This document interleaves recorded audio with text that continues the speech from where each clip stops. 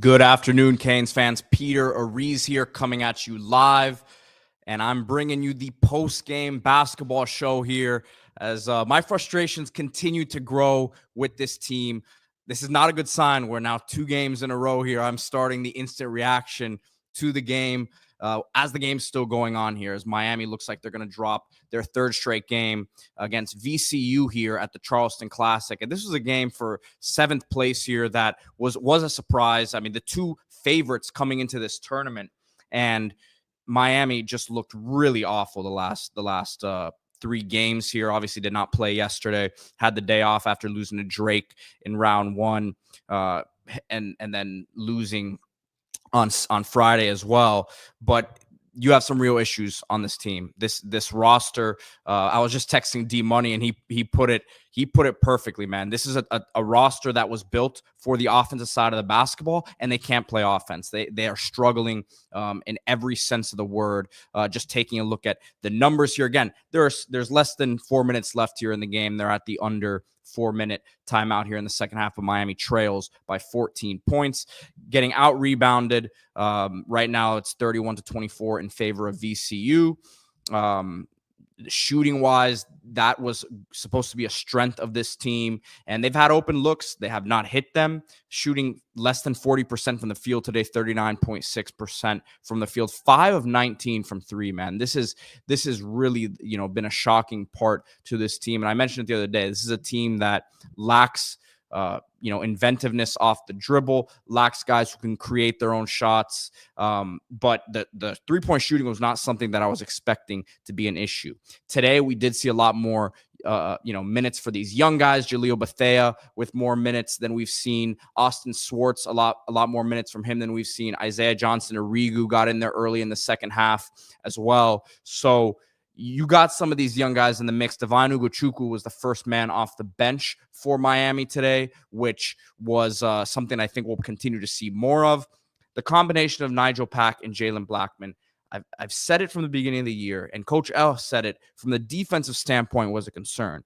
But from the offensive standpoint, neither of these guys right now have the ability to beat guys off the dribble. Yes, they're both really good shooters. Jalen Blackman is a top 15 scorer in the country last year. But at the end of the day, your 2 guards, these 2 guys, in the backcourt are just too similar offensively, right? So the rotations have been all over the place early in the season here as Coach L tries to figure out, the best mix of lineups. And I think there's guys who are kind of playing out of character somewhat as they try to earn these minutes, early in the season here.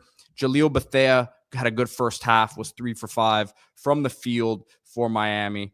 But right now at this point in the game, 3 for 6. So 0 for 1 here in the second half. He's someone who's going to continue to get more minutes because he's one of the few guys who can create his own shot. Austin Swartz, I think we'll see, something similar from him. He was 2 for 7 from the field today, 0 for 4 from 3. So shots not falling for him consistently, but he had 6 points. Off the ball, man, you need to see more movement from this team, more backdoor cuts. I mean, it's just been all around.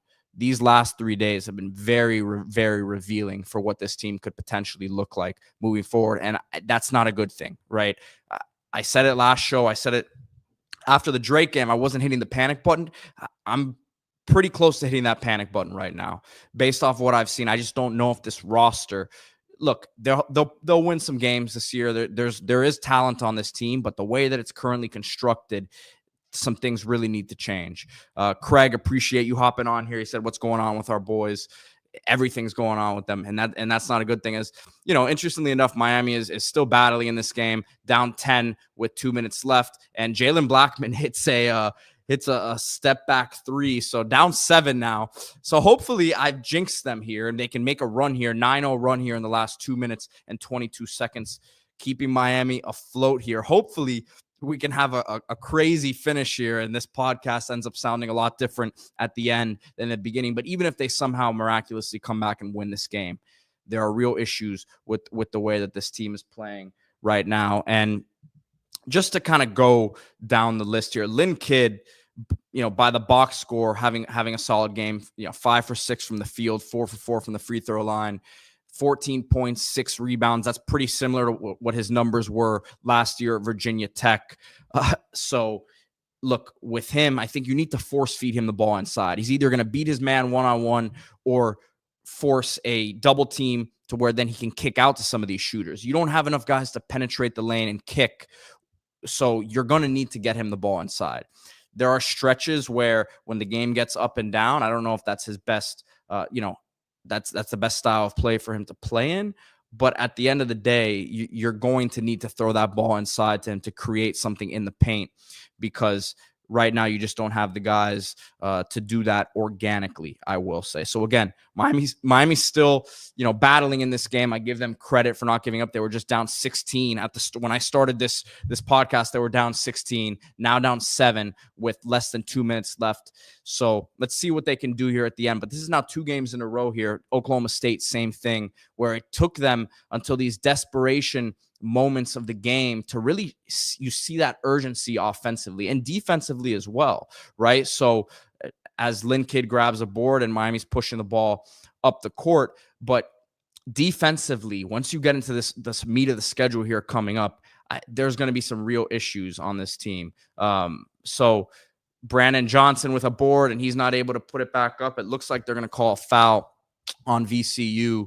So Miami, going to be shooting 2 free throws here. So, they're in the double bonus, it appears. So, look, Miami shot the ball well from the free throw line today, 15 for 17.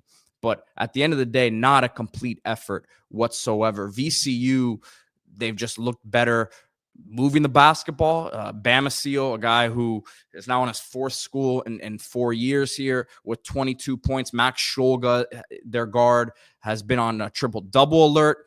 Brandon Johnson misses the front end of these 2 free throws here. Cannot have those misses as you're trying to make a miraculous comeback here again at the end of the game. But this is frustrating, man. I'm not sure if you guys can hear it in my voice. By the way, appreciate everyone who's on here right now.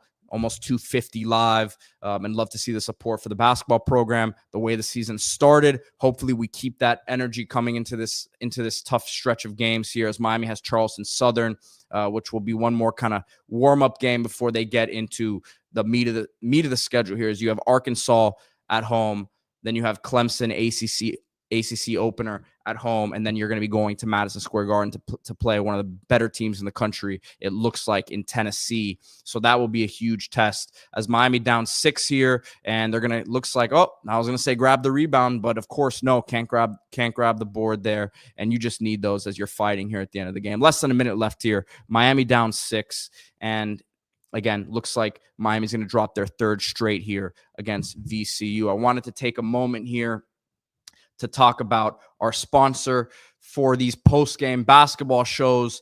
As I've been saying, man, Aries Law. Yes, this is my dad. So I appreciate, you guys who have reached out to him. He's had a few people reach out.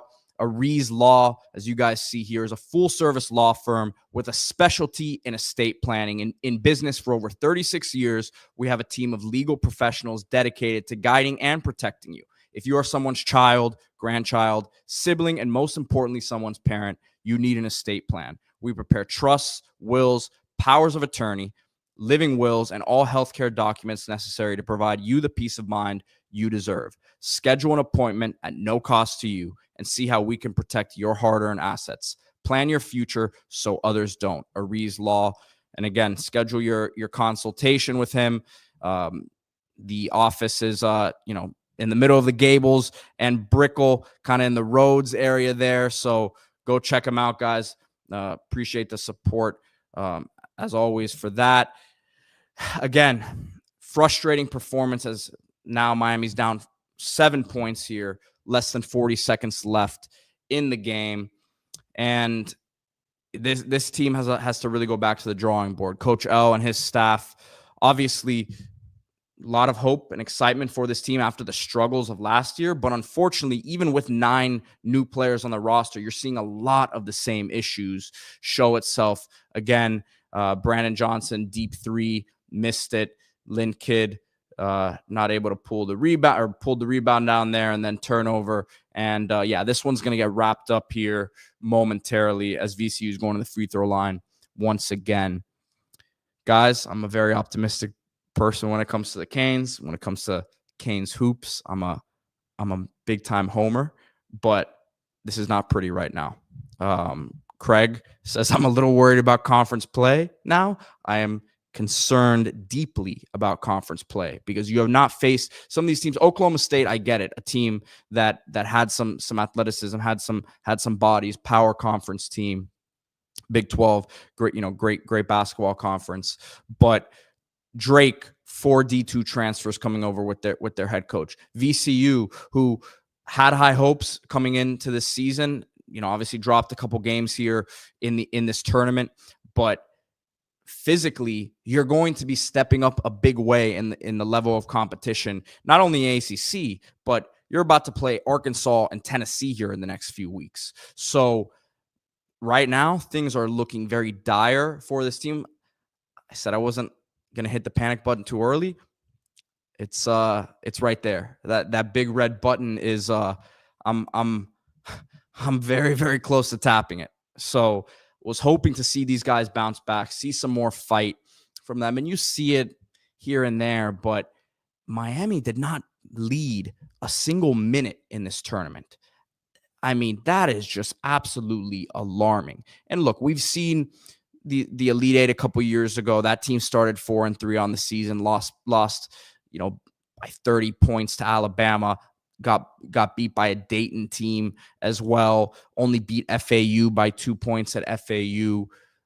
The team last year, 2 years ago, for the Final Four team, had some early struggles as well. But I just right now, man, I'm not seeing that go-to guy for this team. Man, you know what? I just realized Matthew Cleveland barely played in this second half. So that's very interesting. Let me see if the minutes aren't up yet in terms of the they won't post that until after the game. But Matthew Cleveland, man, he started this game, was 0 for 2 from the field, 2 for 2 from the free throw line.